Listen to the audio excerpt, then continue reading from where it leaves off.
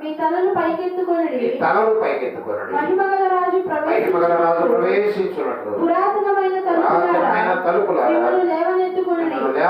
పది వచ్చిన చదువు. మహిమగల ఈ రాజు ఎవడు? సైన్యములకు అధిపతియగు యెహోవాయే. ఆయనే ఈ ఆయనే రాజు. మహిమగల రాజు. చిన్న ప్రార్థన. ప్రభువా, నాకు సహాయం చేయాలి.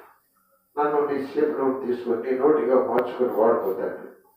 స్వరము నీది, ఆత్మ నీది, భారము నీది, బాధ్యత నీది, సంఘము నీది, సంఘములను ఆత్మలు నీవి ప్రభువా. నేను ఒట్టివాడే పురుగునయ్యా, పురుగును. మనుషుల దృష్టి నా మీద కాక నీ మీద, నీ వాక్యం మీద, నీ ప్రణాళిక మీద, సంకల్పం మీద సహాయం. ఈ రోజు మొదటి పునరుద్ధానం సూటిగా మాతో చేరుకున్న ప్రతి ఒక్కరితో ఈ యంత్ర శబ్దమై తరలించిన ప్రతి వారితో సూటిగా మీరు మాట్లాడారు. ఈ పర్వతంలోకి ఎక్కదగిన కృప దయచేయమని యేసునామములో ప్రార్థిస్తున్నాం తండ్రి. ఆమేన్. ఆమేన్. భూమియు దాని సంపూర్ణత, లోకము దాని నివాసం మొత్తం ఆయనవే. ఆయన సముద్రము మీద ఈ భూమికి పునాది వేశాడు. సముద్రం దేవుడు పునాది వేస్తారండి. ఒకదా తెలిసిందా? ఆయన వేసాడు ఈ భూమి సముద్ర జలముల మీద ఆయన ఉన్నది. ఈ భూమి మీద 300 సముద్రం అయితే ఒక్కొచ్చే ఈ మట్టి నేల మొత్తం ఒక శాఖ కూర్చి ఆయన ఆ సముద్రాన్ని వేరు చేశాడు. ఆ జలములన్నీ వేరు చేశాడు. కింద జలం, పై జలం వేరు చేశాడు. మొత్తం జలమయమే సృష్టి అంతా. హల్లెలూయా. మహాశక్తి కలిగినటువంటి ఆ దేవుడు ఈ మట్టి మీద ఈ మట్టి మనుషులను ఒక మాట అంటూ ఉన్నాడు.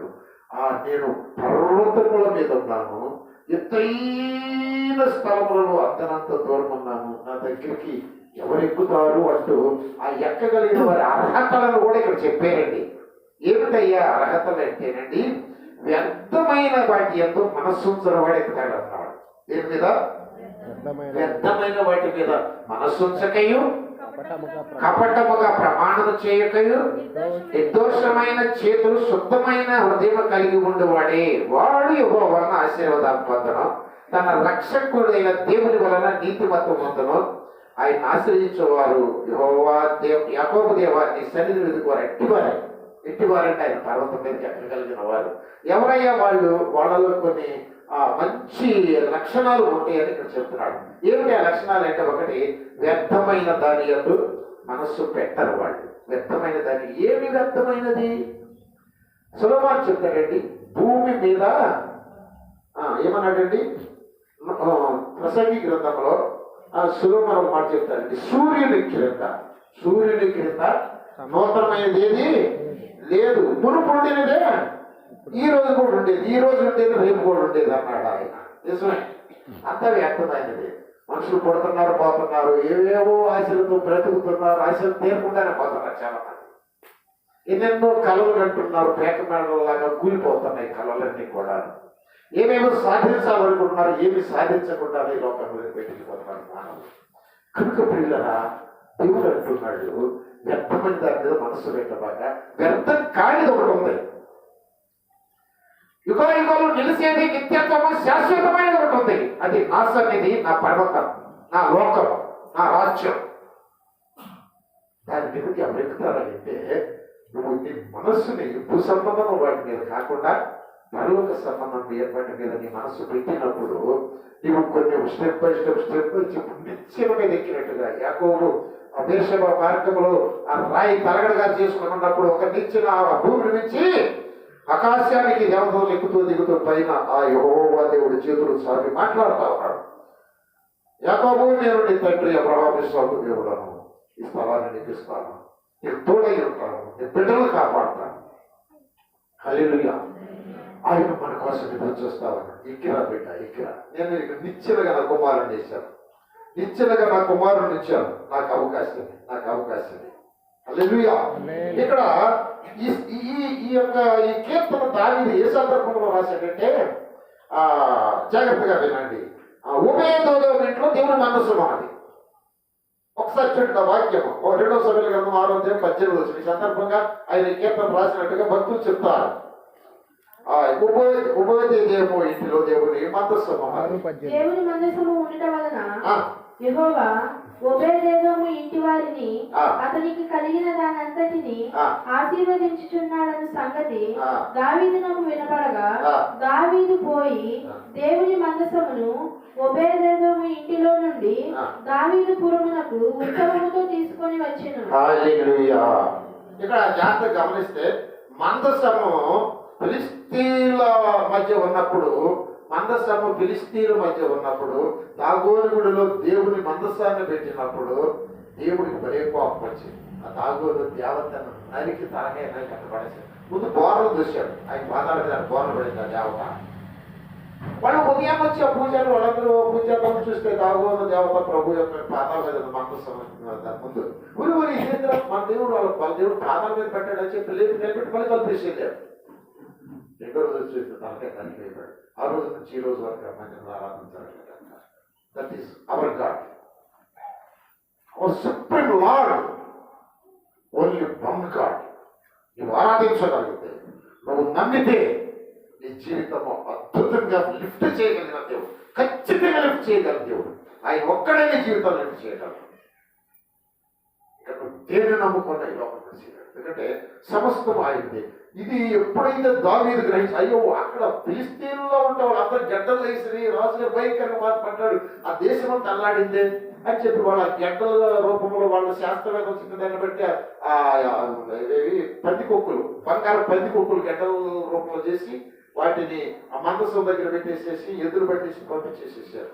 అది ఒబేదెదోము ఇంటి ముందు ఆగినప్పుడు దాన్ని తీసి ఒబేదెదోము ఇంట్లో పెట్టారు. అందరూ భయపడిపోయి నాయనో ఈ మందసం ఏమవుతారని. ఒబేదెదోము దేవుడి యాజకుడు చక్కగా యాజకత్వం చేస్తూ ఆరాధిస్తూ ఉండేసరికి ఇక్కడ రాయబడి ఉంది, దేవుని మందస్సము వలన.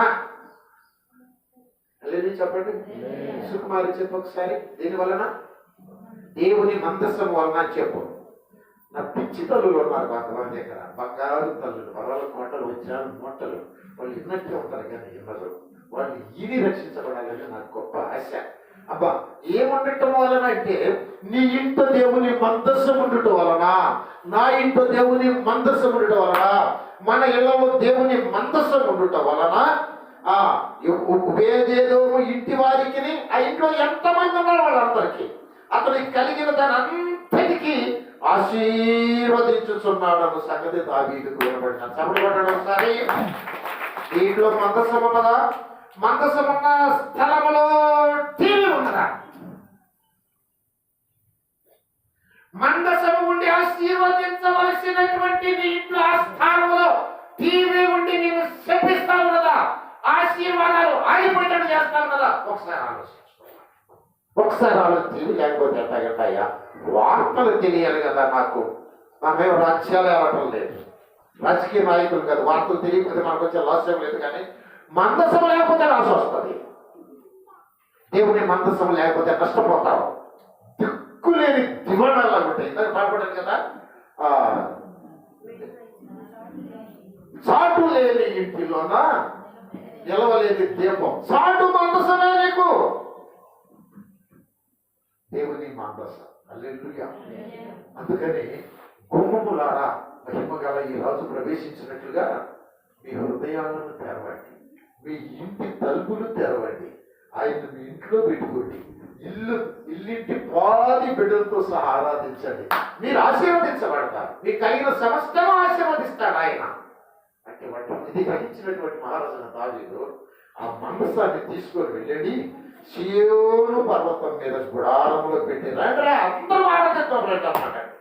అప్పుడు ఇజ్రాయేల్ ఆశీర్వదించబడతారు. ఒక గ్రామానికి, ఒక కాలనీకి మందసం ఉండే ఒక స్థలం ఉంటుంది, అదే దేవుని మందిరం. నీవు, నీ భార్య, నీ భర్త, నీ బిడ్డలు వారానికి ఒకసారైనా కలిసి వచ్చి దేవుని దగ్గర ఆరాధించకపోతే నువ్వు ఇది పాడపడాను కదా, ఏమి లేని ఇంట్లో చాటు లేని ఇల్లేనిది. చాటు లేని ఇంటిలోన నిలువ లేని దీపములా ఆరిపోతా ఉంటాం. ఎందుకంటే జాలికి గాలి ఉంటుంది.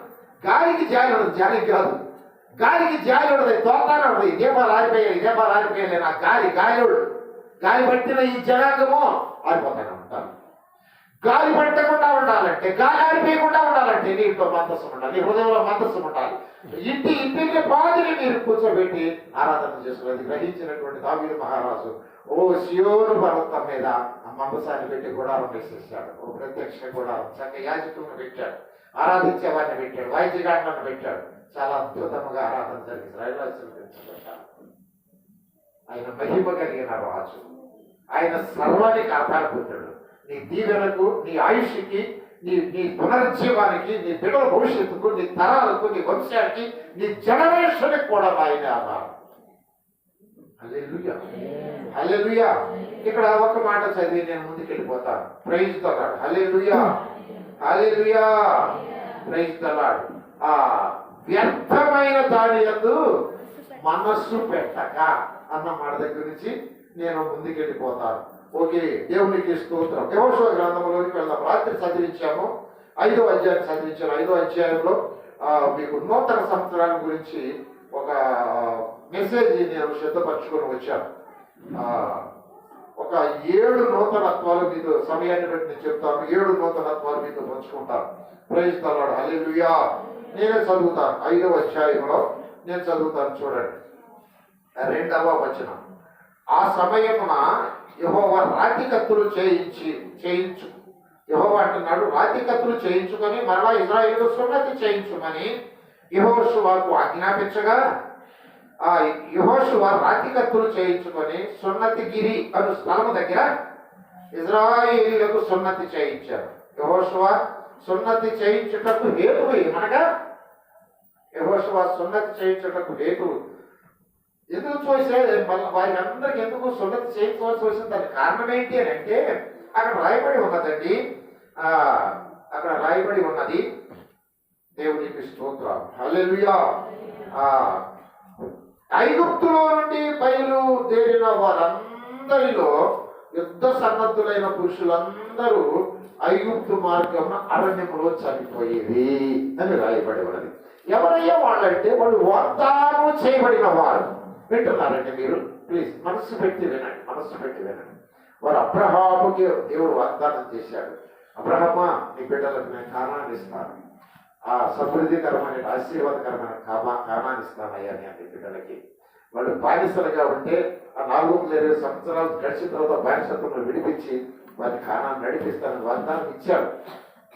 ఎవరైతే వాగ్దానం పొందారో ఆ వాగ్దానం పొందిన వారందరూ కూడా అరణ్యంలో చచ్చిపోయారు. ఏమైపోయారు? చచ్చిపోయారు. Praise the lord. హల్లెలూయా. ఆ చిరంజీవి చక్కగా ఇస్తున్నాడు వాక్యము. వారందరూ ఏమైపోయారు? చనిపోయారు, అరణ్యంలో చనిపోయారు. దేవుడి వాగ్దానము ఫెయిలైపోయిందా? దేవుని వాగ్దానము తప్పిపోయిందా? నో. దేవుడు వాగ్దానం ఇస్తే అన్నాడు తప్పడు. అక్కడ రాయబడి ఉన్నదండి. చూడండి, అక్కడ నేను చదువుతాను. బయలుదేరిన పురుషులందరూ సున్నతి పొందిన వారే, కానీ ఐగుప్తులోంచి బయలుదేరిన తర్వాత వినండి, అరణ్యమందు పుట్టిన వాళ్ళు ఎవరు సున్నతి పొందలేదు. వాళ్ళు పుట్టిన బిడ్డలు ఎవరు కూడాను సున్నతి పొందలేదు. యెహోవా మనకు ఏ దేశం ఇచ్చిందని వారి పితరులతో ప్రమాణం చేసినో, గెట్ షీట్, దీన్ని మీరు పుట్టుకోండి. ఏ దేశాన్ని ఇస్తాడని ఇశ్రాయేలుకు ప్రమాణం చేసినో, పౌలు ప్రవహించు ఆ దేశమును తను వారికి చూపింపనని యెహోవా ప్రమాణం చేసి ఉంటాను. ఓ హల్లెలూయా. ఎందుకు వాళ్ళు చేరలేదంటే, హల్లెలూయా, హల్లెలూయా. మీరు ఎవరు హల్లెలూయా చెప్పదు, సుకుమారి చెప్తుంది. అమ్మ సుకుమారి చెప్పాను. అరణ్యంలో అంతమంది వాగ్దానం చేసిన వాగ్దాన బిడ్డలంతా ఎందుకు చనిపోయారంటే, 12 మంది గోత్రకర్తలను వేరు చూస్తానికి పంపించాడు. వాళ్ళలో మెయిన్ నాయకులందరినీ ఆ కానాలు వేరు చూసామని పంపిస్తానండి. 10 మంది చూసే చట్టాలు, అయ్యా మన పని అయిపోయినట్టు, ఎంత కష్టపడి వచ్చాం కానీ ఇక్కడికి 40 సంవత్సరాలు. ఇక వాళ్ళు ఎలా ఉన్నారంటే అండి, అజానుభోగులయ్యా, సామాన్యులు కదా వాళ్ళు. అసలు వాళ్ళని చేయించడం అసలు జరగని పని.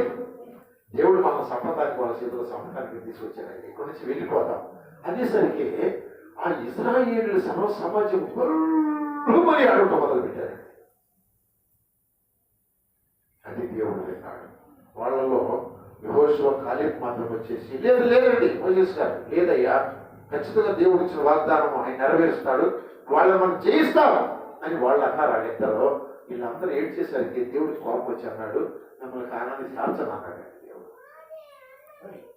చాలా కఠినంగా అన్నాడు, నేను కానాను చేరను అని వాగ్దానం చేశాను. వాళ్ళ తిరిగి అబ్రహాంకి ఇచ్చిన వాగ్దానాన్ని వాళ్ళ యొక్క అవిశ్వాసాన్ని బట్టి ఆ దేవుడిని అనుమానించారు వాళ్ళు. దేవుడు మమ్మల్ని చంపడానికి తీసుకొచ్చాడు, మా బిడ్డలు మేమంతా హతులైపోతామని ఎప్పుడైతే ఏడ్చారు గొర్రెన అదే పాతేసింది దేవుడు. కానీ ఎంత దూరం నడిపించారు, ఐగుప్తు నుంచి విడిపించారు, సముద్రాలు చీల్చారు, పర్వతం మన్నాలు ఇచ్చారు.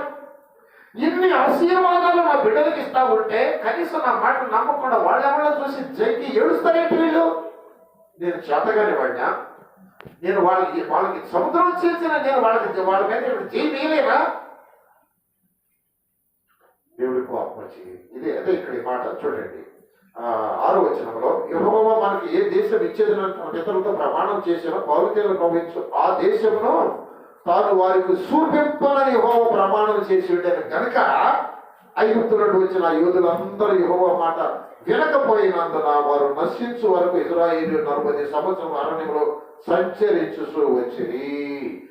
ఆయన వారికి ప్రతిగా పుట్టిన వారి కుమారులు సున్నతి పొంది ఉండలేదు గనుక వారి కుమారులు సున్నతి పొంది ఉండలేదు కనుక వారికి సున్నతి చేయించారు. ఇక్కడ జాగ్రత్త గమనించండి.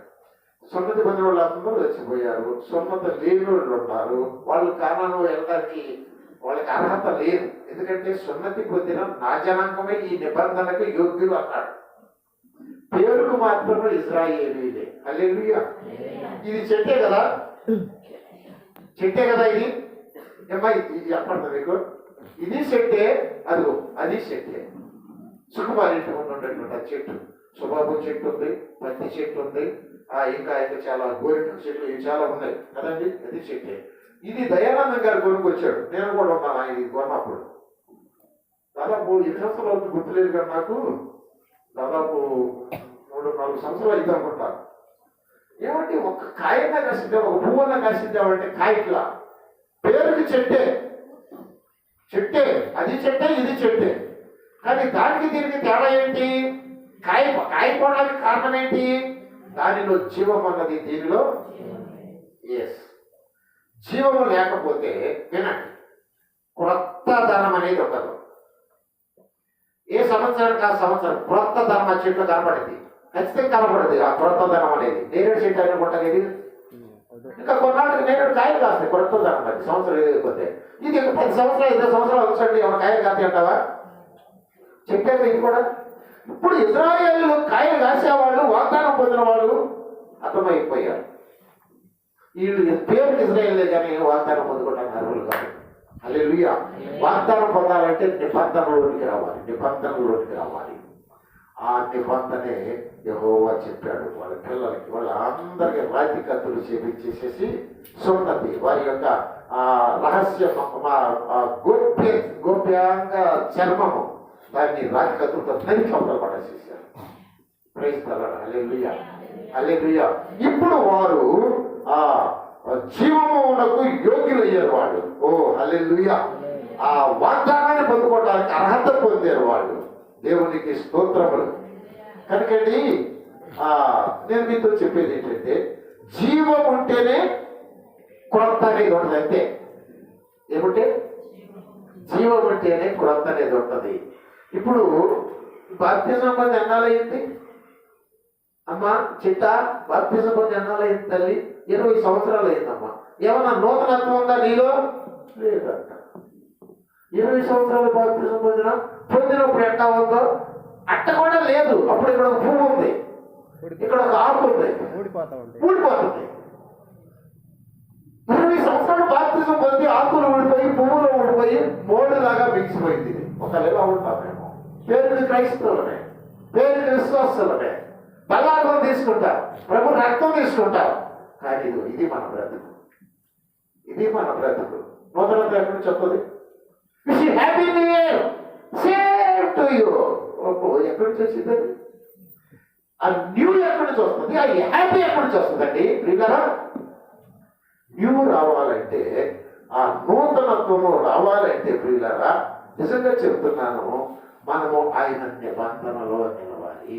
ఎప్పుడైతే రాతి కత్తులతో వాళ్ళకి సున్నతి చేశారో వాళ్ళు నిబంధనాజనులైపోయి ఏ వాగ్దానం అబ్రహాము ఇస్సాకు యాకోబుకి ఇచ్చాడో ఆ వాగ్దానం పొందే కానానికి వెళ్ళడానికి వాళ్ళు అర్హత కలిగి ఉన్నారు. దేవునికి స్తోత్రములు. హల్లెలూయా.